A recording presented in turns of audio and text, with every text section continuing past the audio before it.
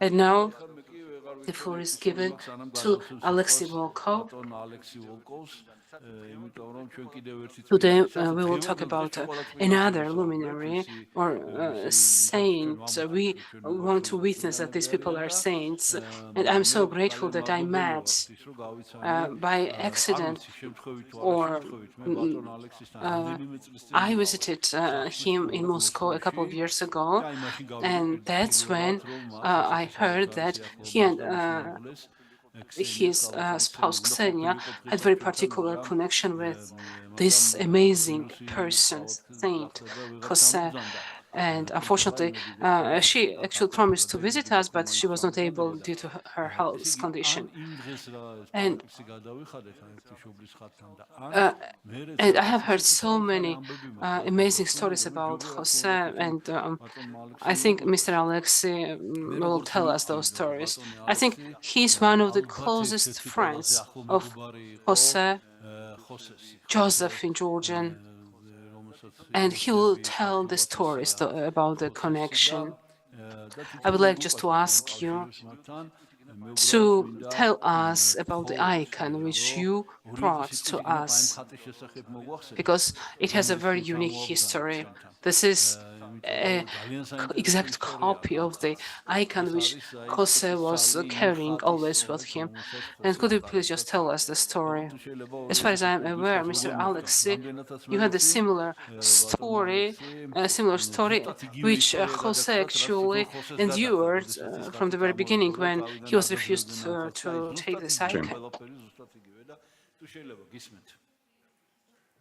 Thank you, Vladika. Bless me. As far as the icon is concerned... They ask you to speak in Russian. In Russian. All right. Please. Хорошо. They will translate, so Russian language will understand. Хорошо, Владыка.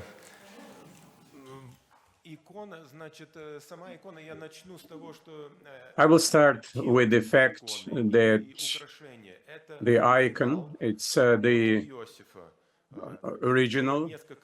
There were some copies, and people were given to Khosé, and there was a zipper. You can open a small door, as you saw in another icon from Hawaii, and you put a piece of cloth where a mirror was streaming, so the pilgrims and believers could have part of that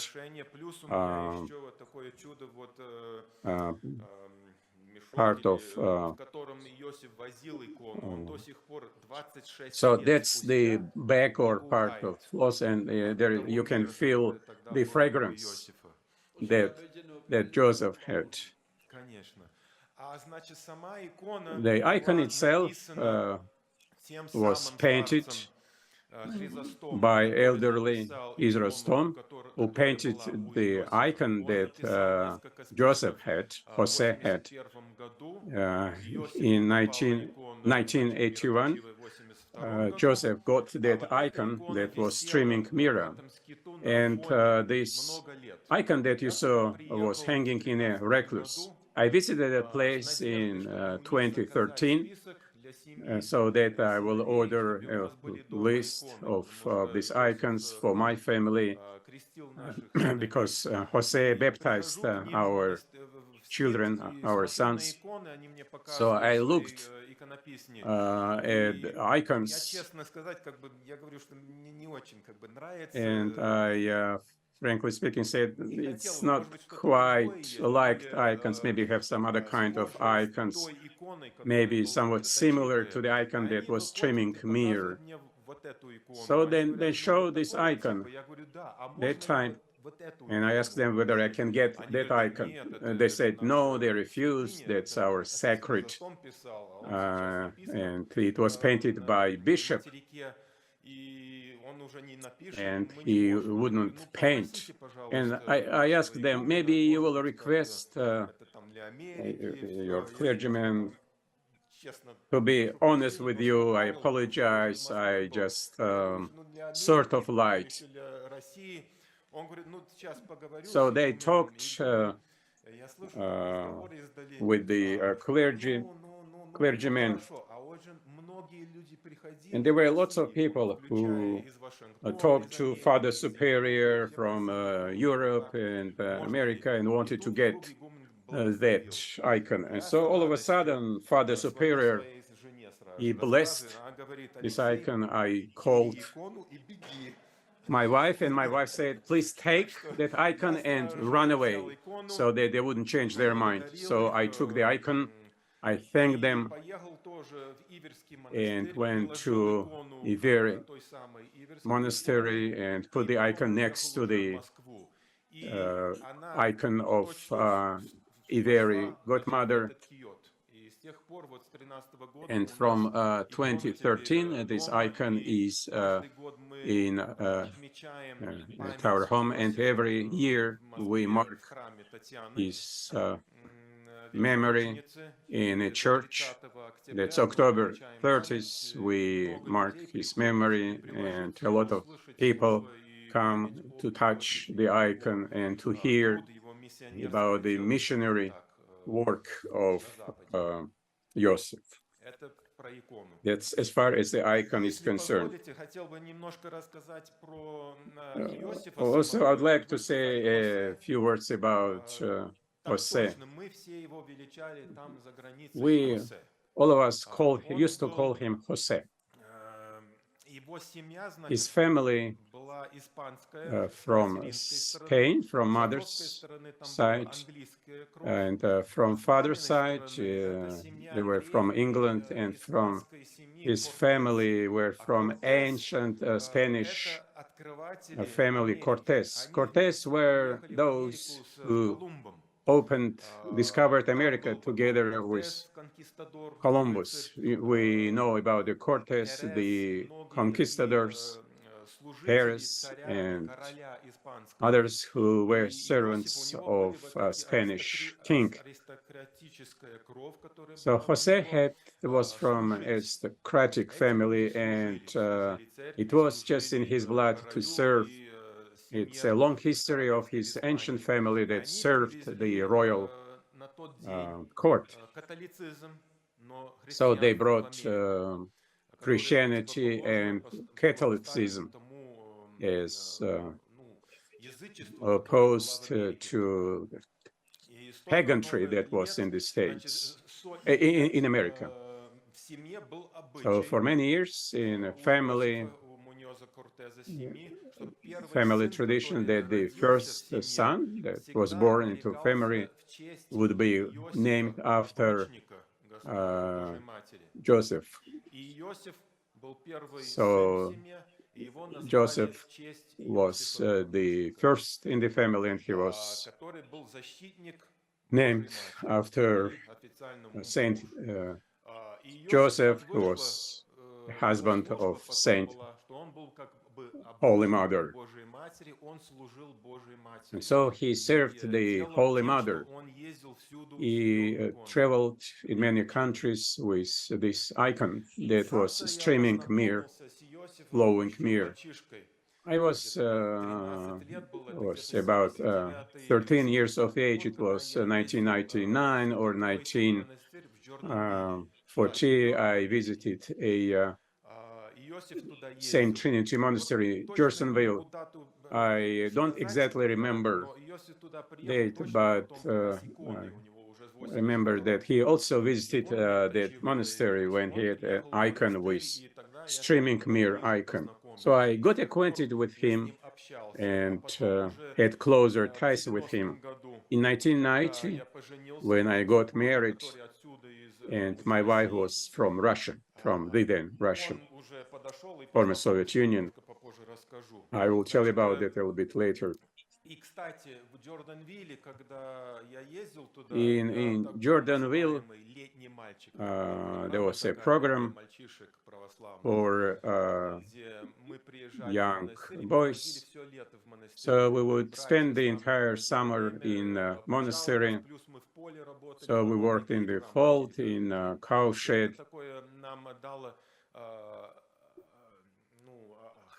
And it just made us very strong.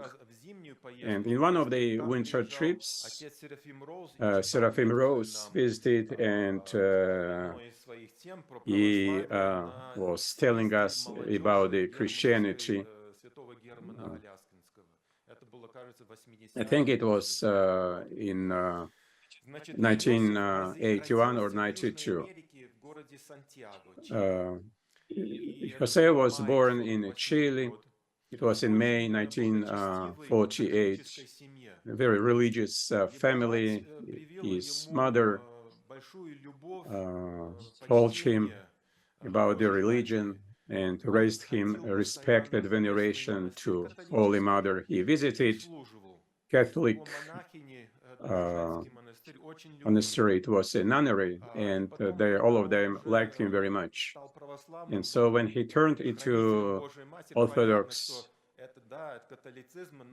Christianity,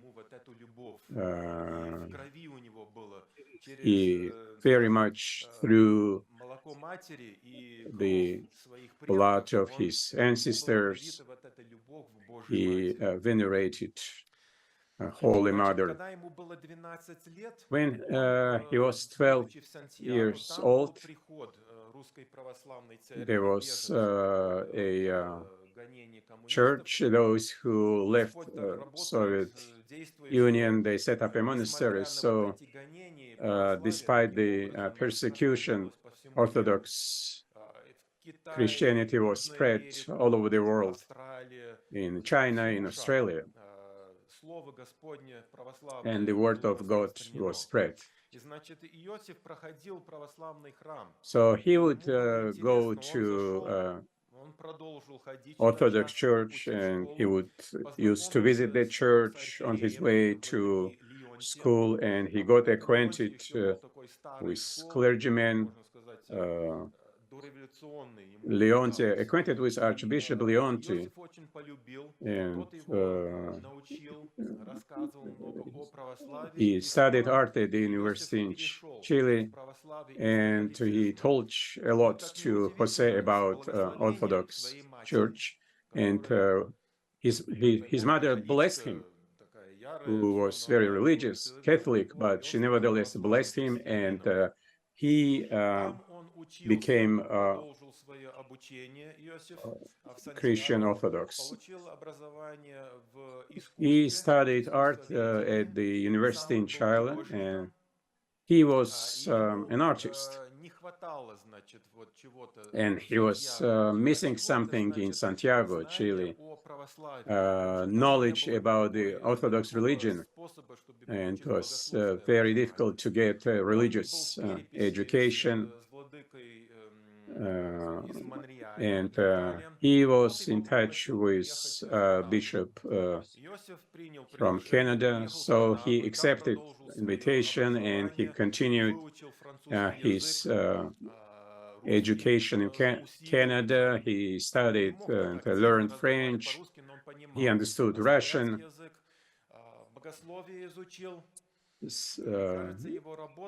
And I think he also wrote a work about the great Antonio, and we have a book in our house with his words written in French.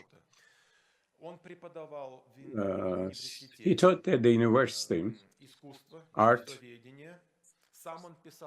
He also painted icons, and it was his source of finances. He also took great interest in Orthodox religion, and he wanted to improve his knowledge about Orthodox Christianity. So he decided one day that he will visit Mount Athos. It was in 1981. And as he told me, there was a storm all of a sudden, and they needed to find a shelter. And they went near Karule, where most of the zealots live and hermits.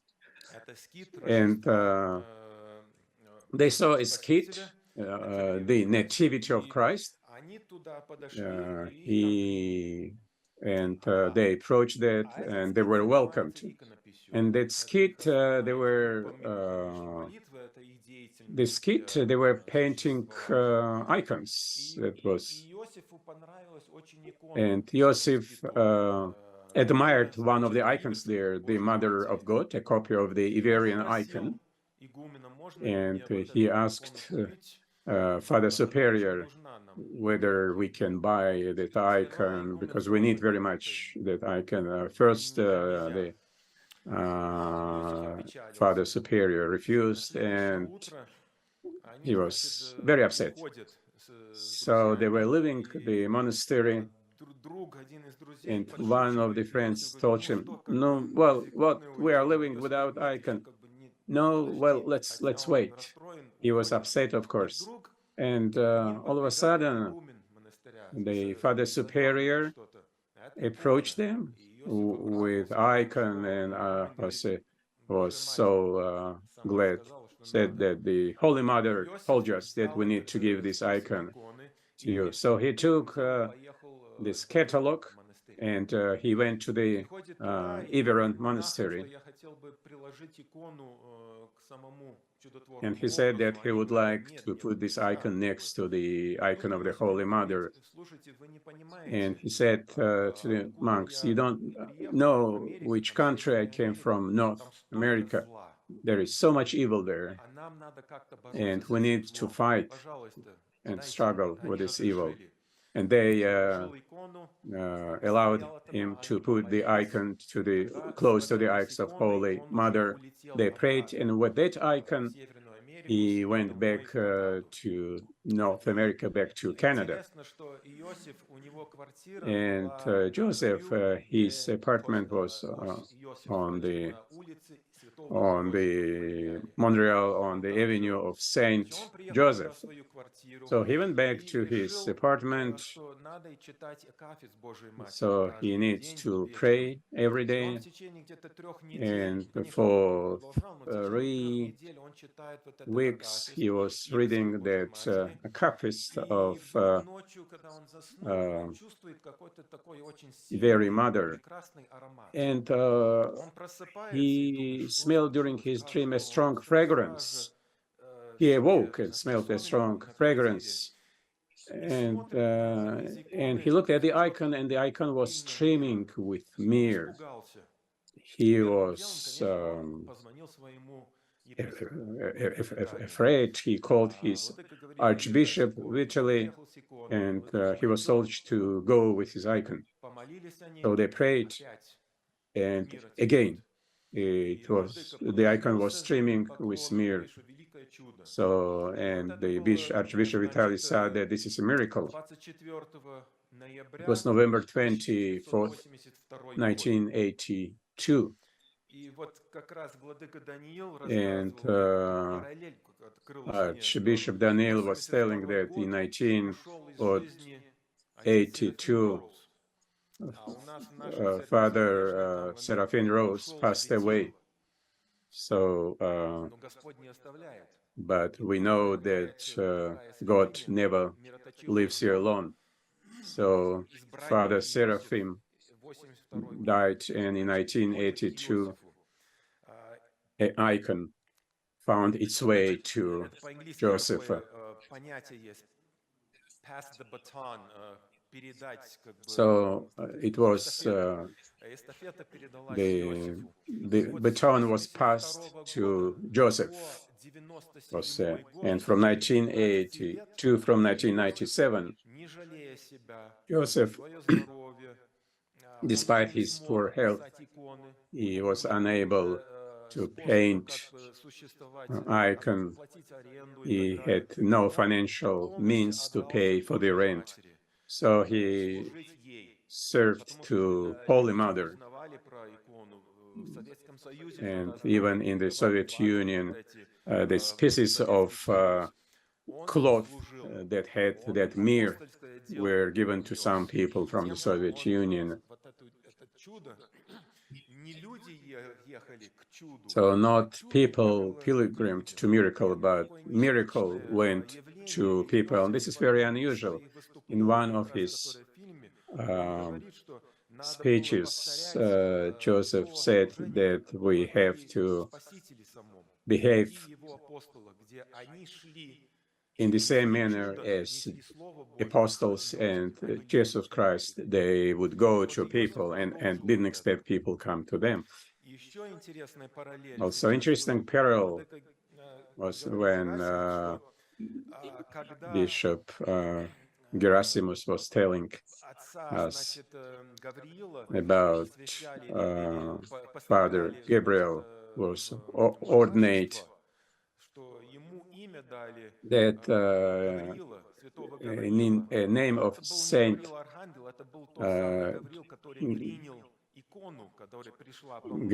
Gabriel was given to him. So we can draw a parallel, very interesting parallels. What else? I just want to say,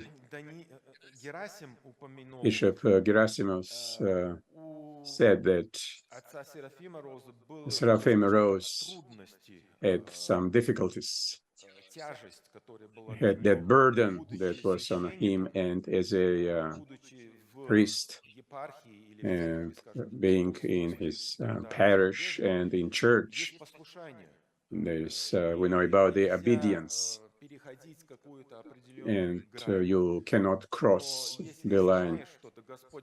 But if Lord gives you knowledge, it's very difficult to preach. It was a burden on him that when a lot of people find out about the icon, that he was offered to leave the icon in Montreal. So Joseph refused. He said that the sacred holy icon should be travel and give and visit different countries rather than put in a church. Jose never focused on money. So once he received something, he would give it away immediately, and he led a very poor life. So all money he earned, he offered to other people and helped other people. And he refused to put that icon in a church and not to make it a source of financial support. So it was very difficult for Joseph. And Joseph took him from this world. It was so complicated when there seems to be no way out. The Lord takes you to the other world. Clemens was a father superior in that skit, and Clemens became a spiritual father.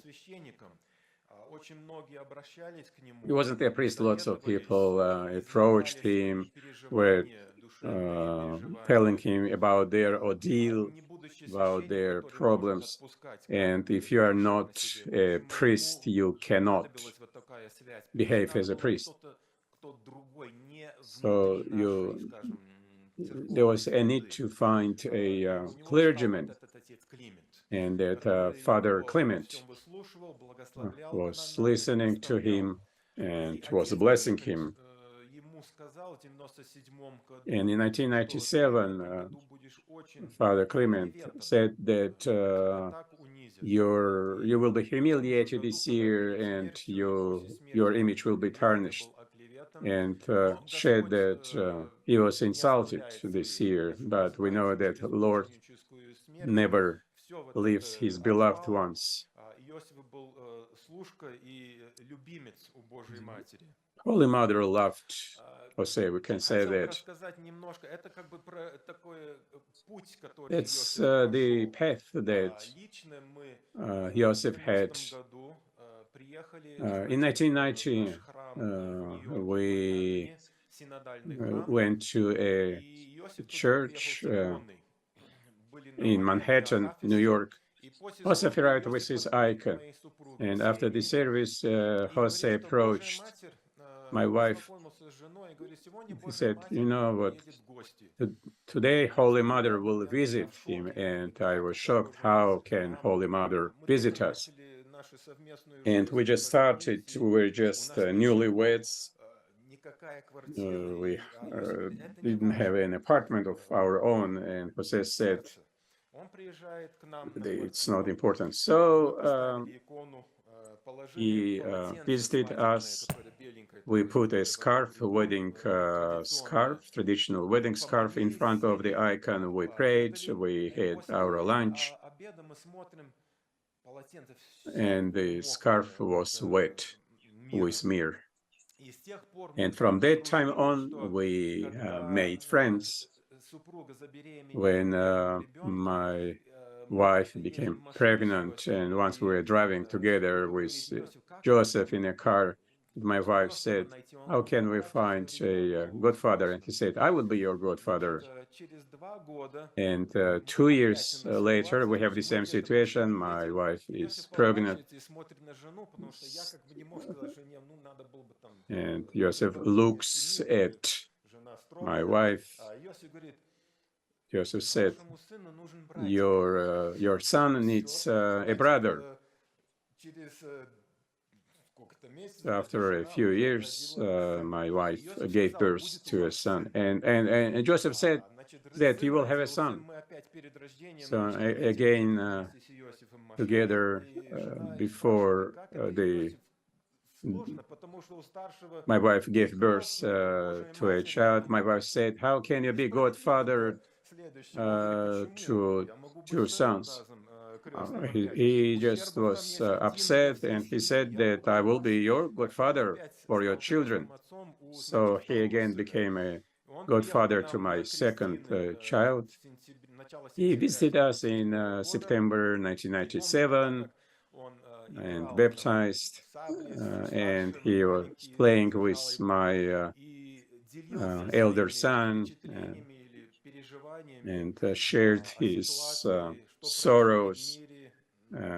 He was so upset about the event they were evolving in the world, and he was really emanating warmth, and he was a physically very big, Spaniard, very sturdy with big hands and arms. He had the arms of an artist, and he felt something, but he didn't know what. So when when he was leaving us, he just gave me a hug and said that I was his brother. We didn't believe that it was last time that we saw him. And Joseph would say often enough that people are lacking compassion. And he very much liked people with compassion. He very often referred to Mother Teresa in India, who helped a great deal to poor people. And he said that's an example of compassion. And also Princess Diana, he also said that she had compassion and she had love in her heart.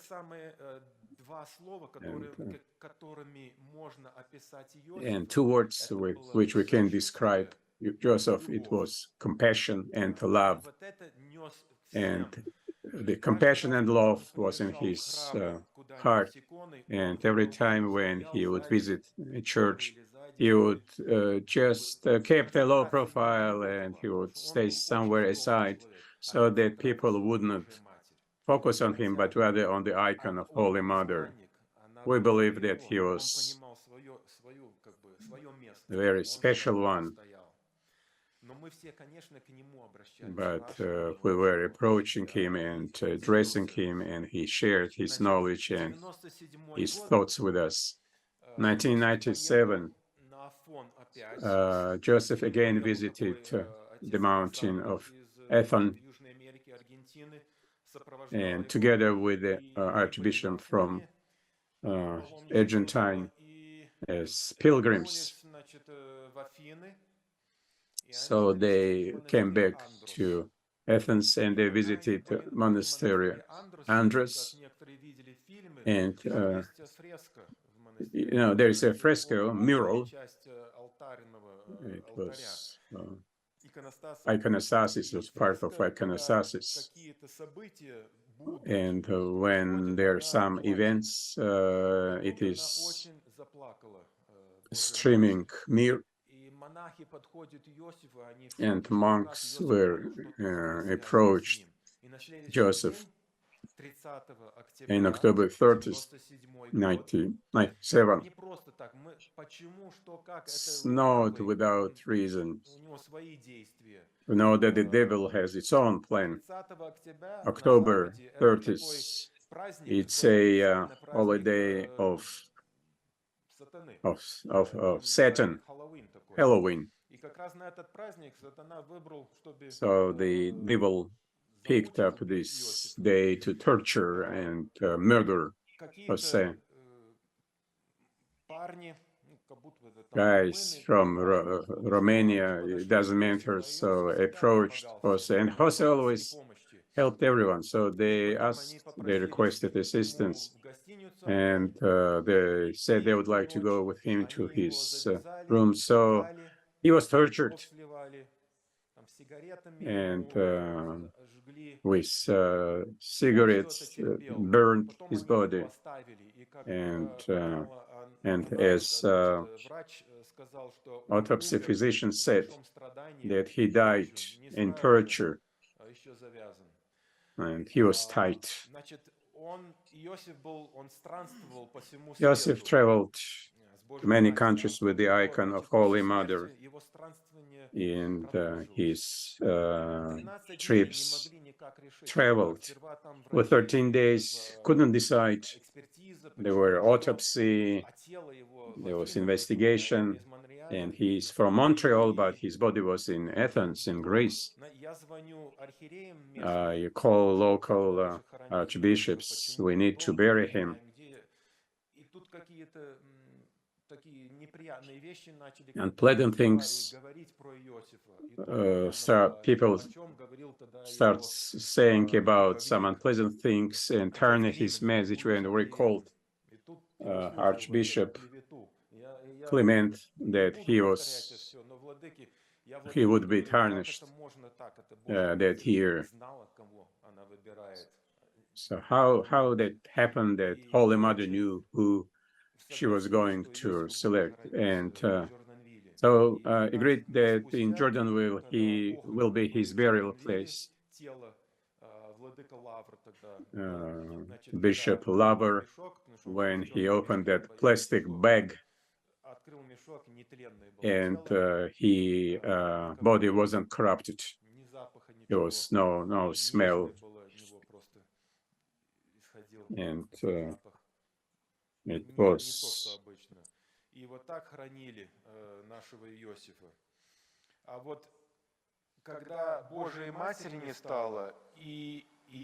He didn't succumb to decay, and there was no rigor mortis. How that happened, that Lord took Holy Mother and Joseph, and the church was without blessing. 10 years later, in 2007,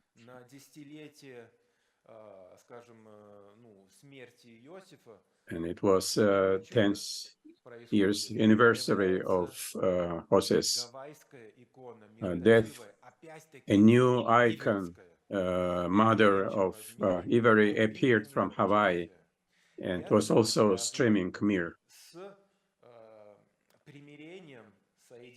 and it was connected to reconciliation with the Russian Orthodox Church abroad, with the Russian Orthodox Church. When people asked Joseph why Holy Mother was streaming mirror, he said that it was glorifying new martyrs of Russian Church and the Tsar family. In 1981, as he said, paved the way to get rid of communist regime. And Joseph always treated the icon, the Virgin, as a light one. At that time, things were quite different. So he was treating the icon and Holy Mother as a live one. So once I remember we prayed, said that today the Virgin will, the Holy Virgin will visit you. I understood later that my wife said that she thought for a moment that Joseph is arriving us, that I'm glad that Joseph was with us. So he opened the icon and he put a piece of cloth inside the icon. So we were praying. We woke up in the morning. I go to Joseph to have a breakfast and to talk. Xenia prayed, and when Joseph came, he took the icon. He opened the icon, and it was full of oil. So that was the answer to my wife's thoughts and prayers.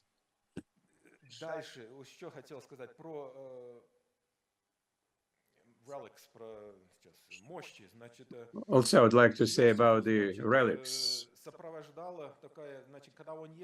So when Joseph was traveling all over the world, when 1990s relics were immigrating from Europe to Orthodox countries, to Russia, to Georgia, to Bulgaria, it's sort of my opinion that when Byzantium collapsed, before it collapsed,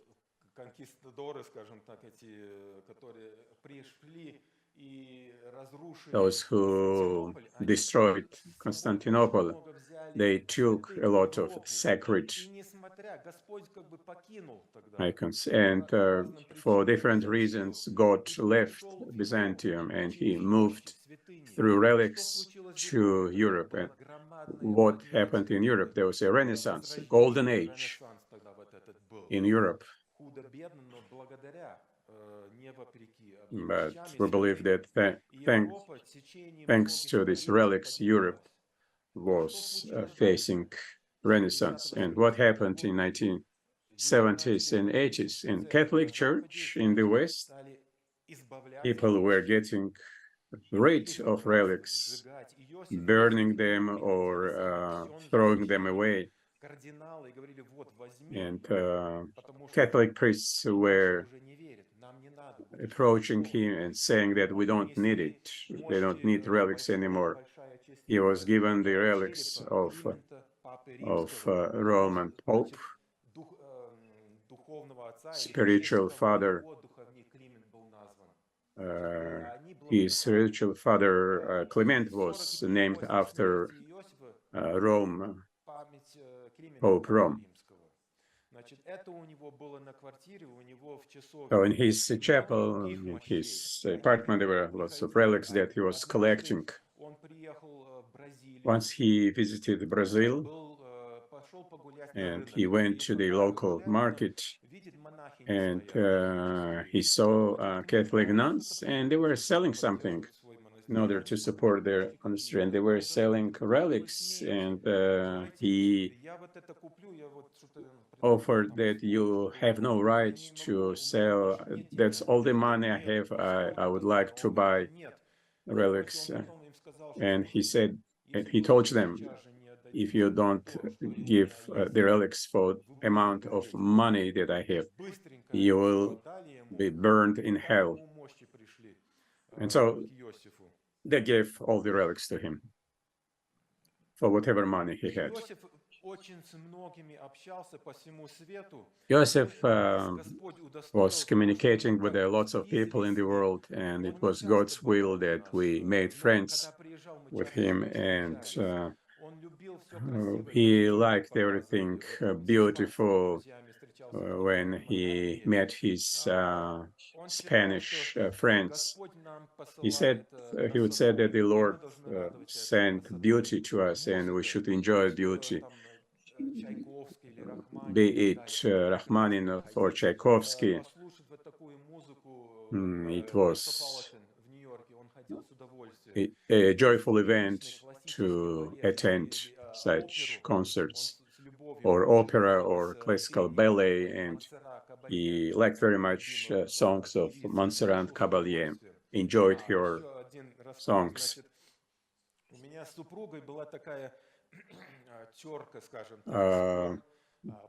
I had some sort of friction with my wife. I was raised abroad, and in our family, we just celebrated Christmas, but New Year's Eve we did not celebrate. So my birthday was also January 1st. My wife would say, no, we have to celebrate New Year's Eve with champagne. It was misunderstanding and friction with my wife. And once Joseph found out about that he invited us to Montreal, and he welcomed us. We lived in his apartment. So how did we spend our time? So 5 to midnight, we read Akafis to Holy Virgin, and we also drank port wine. He drank a little bit wine, of course. He cooked himself delicious dishes. So for several years, that's how we celebrated and marked New Year. There were shrimps and some other marine food. He knew how to calm down people, and he visited different parishes when there were frictions, and by his presence with his icon, he would bring tranquility in souls, and we are very much thankful to him. You know, when Joseph was attending us, everything we planned to do, we managed to fulfill, and without him, it was somewhat difficult for us to implement everything we just wanted to whatever we planned. So thank you very much for this opportunity to speak about Jose, Joseph, about the icon. Thank you very much. I would ask you to tell about the ring. Ksenia told us that story about the ring, and I was very much impressed. When we married, so before wedding, we have engagement party, and I should give a ring. I didn't have that financial opportunity to give a ring to my future wife before wedding, as to give engagement ring.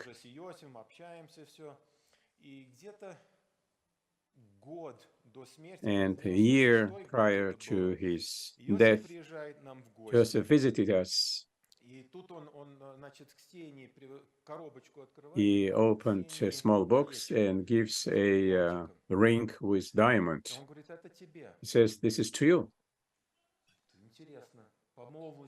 Interesting. That was engagement ring that I could not give to my wife. And we are so happy, and my wife, Ksenia, had that ring on her finger. Sometime later, we went to the sea, to New Jersey, Atlantic Ocean, and Ksenia said that she lost the diamond in the ocean. That's 1997. And after 3-4 months, Joseph passed away. It was a diamond of our life. And this ring your wife still carries on her finger. Yes, she carries without a diamond. Thank you very much. Thank you for your story. Very impressive. I think that the story will inspire people, encourage people. That I do hope that